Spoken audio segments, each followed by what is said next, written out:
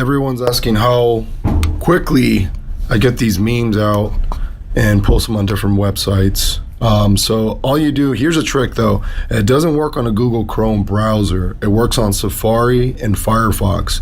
So say for example, you got this meme, and this is a great meme because I used to work in Westwood.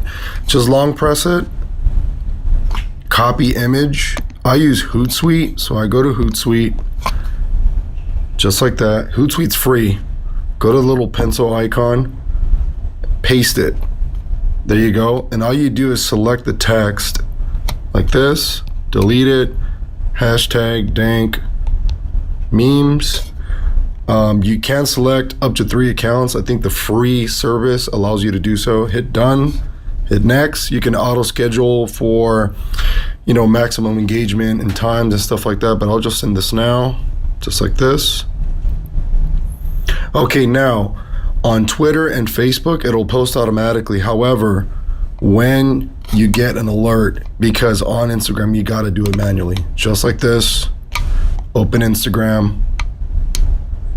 It copies a caption, go to feed, crop it, next. I have a Tumblr account as well. Paste the caption. Okay, done. Let it load, post it.